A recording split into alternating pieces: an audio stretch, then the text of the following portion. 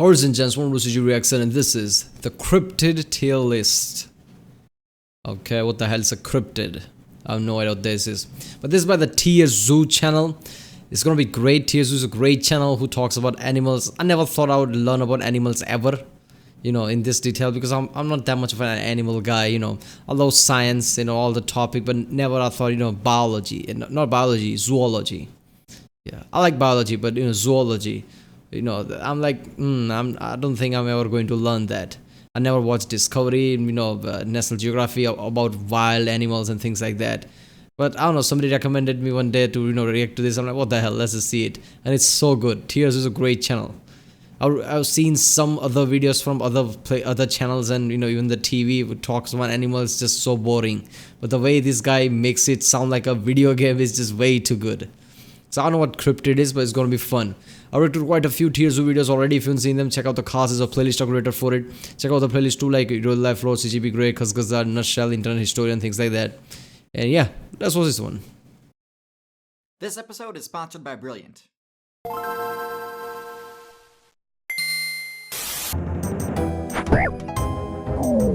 Show me your moves. What the hell, is that a Yeti?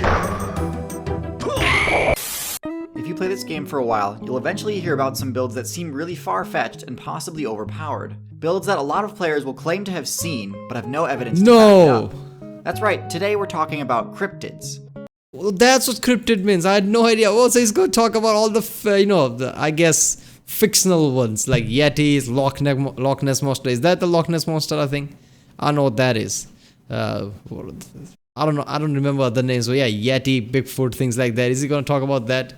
Oh, this is gonna be fun. I never seen this coming. TierZoo talking about all these things. But yeah, TierZoo actually, you know, taking all these things scientifically. It's gonna be fun to watch. Do they exist? And more importantly, where would they be on the tier list? If you unlock them as a playable class... Come on, man. There's a reason why these are fictional. People came up with it. And why would people come up with something that's not good? So obviously, this all would be S tier. Would you even want to play as them? There are some where the answer is an obvious yes, and some that might be more hype than power. And there are some I've even managed to figure out how to unlock myself, so prepare for some never-before shared secrets on these legendary builds. As always, we'll start from the bottom of the tier list and go up from there. So in my opinion, the worst cryptids are the ones unlocked by taking a well-known build and afflicting them with an appearance-altering disease. One example of this is the Chupacabra. I used to think that they'd be quite overpowered because of the lifelink ability, until I figured out how to unlock them and saw how they really play. Chupacabra is that, you know, in the South America, that was more famous, I think. Chupacabra just means, you know, life's, you know, bloodsucker or something like that. You know, when I was a kid, you know, long time ago, I used to watch, you know, that show. Shows like, you know, Destination Truth, Fact or Faked. Obviously, even at the time, I knew this was stupid. But it was, I don't know, as a kid, it was a fun thing to watch.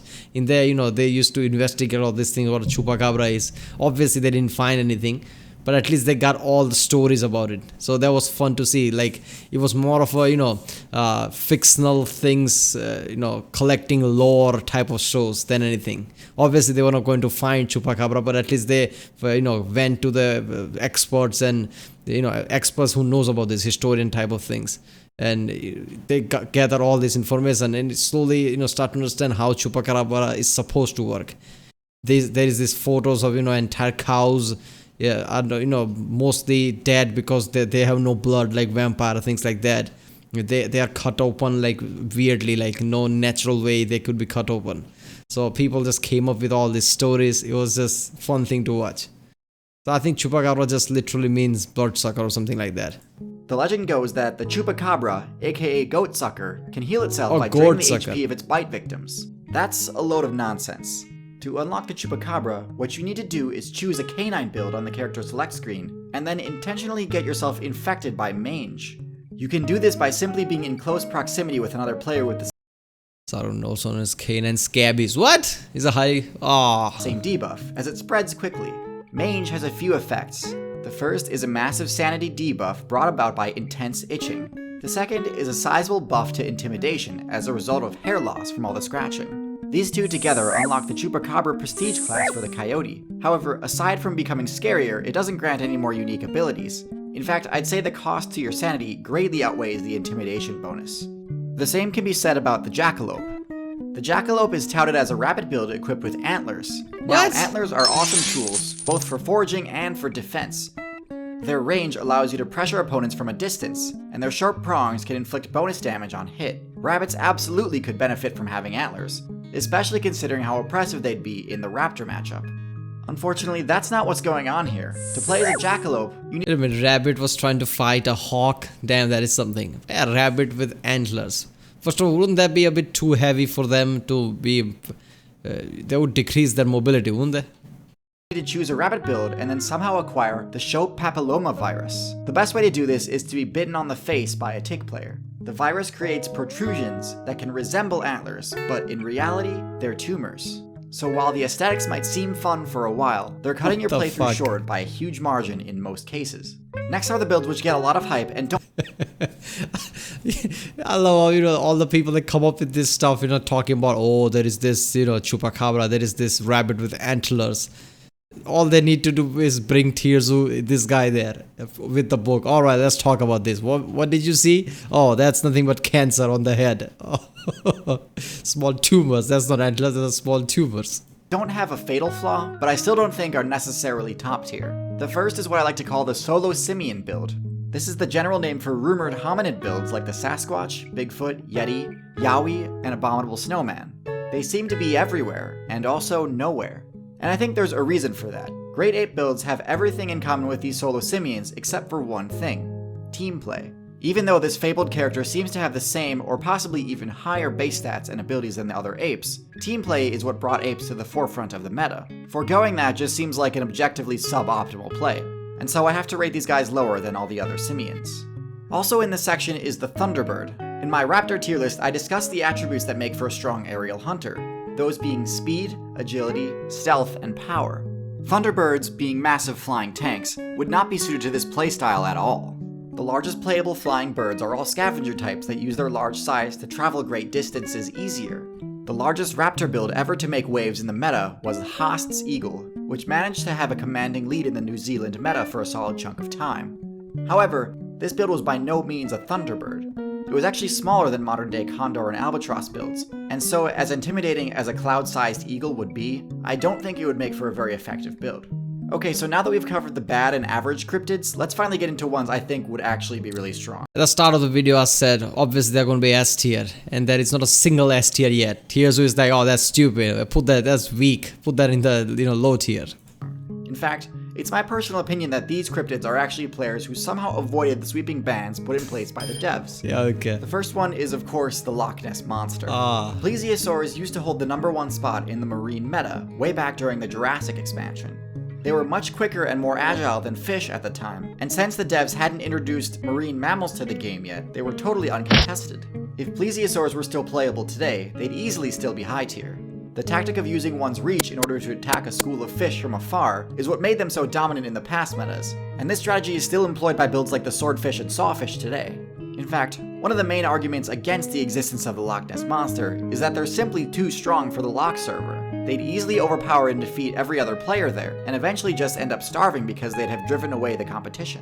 If something like this build is actually playable, it's much more likely that it's an open ocean exclusive, and judging by the recent finding of a mysterious creature washing up on Georgia's shore, this seems to be the case. The last cryptid on our tier list today is another potential banhammer dog. Yeah, Loch Ness monster is in Scotland in some kind of lake, right? Loch Ness Lake or something. If it was in something like Pacific Ocean, at least you would think about it like that might be true, since Marianas Trench and everything is there. So maybe some deep sea creature came out. But in Scotland, in some kind of lake, that doesn't seem to be true. Dodger, the jungle-dwelling reptile called Mokili Membe. Despite the fact that the devs removed sauropod builds from the game long ago, rumor has it that Mokili Membe is a secret playable character in the river biome of the Congo jungle. Yeah, this is at least mildly plausible because the vast stretches of thick rainforests and deep swamps have actually blocked human data miners from exploring the area. One reason I find this build to be more plausible than Nessie is that Mokili Membe is speculated to be using the pygmy character trait. This solves two problems at once. First, this gets around the problem I have with the Nessie build, in that they're so big and powerful that they'd annihilate all of their competition and end up starving. a pygmy sauropod would still be powerful, but there would still be enough loot for itself and other herbivores in the area. This also helps explain how it avoided the ban, seeing as pygmy builds often survive much longer than their full-sized counterparts, as seen with the pygmy mammoth that survived on the illusion much longer than their full-sized counterparts, as seen Pygmy mammoth, Channel Island mammoth. Okay. Species become extinct during the Quaternary extinction event in which many... Yeah, so that is true, isn't it? Lots of forested areas are not mapped, so we don't know what's there. But come on, this is very unlikely. But what if one day we actually find out, oh, look at that, that is true. We actually have some, dinosaur type things walking around. That would be so weird. Seen with the pygmy mammoth that survived on the Aleutian Island servers up until fairly recently. Now, with that said, I've still never had the opportunity to play as this fabled character or even seen one in game, so if any of you know how to unlock it, please share that in the comments. With the possible exception of Sasquatch, none of these cryptids really have the intelligence stats required to keep up with the current meta, and this could be contributing to why some of them have faded into legend. Don't let this happen to you. By using the link in the description, you can level up your intelligence. Yeah, people, go to brilliant.org/TierZoo. Yeah, the Yeti Bigfoot thing. I reacted to that SCP video of Bigfoot. I like how somebody wrote the story like these are supposed to be much early times. These are supposed to be some advanced civilization that humans suppressed and humans forgot about them and they still are lurking there. That makes it such a weird story, isn't it? I mean, yeah, they are.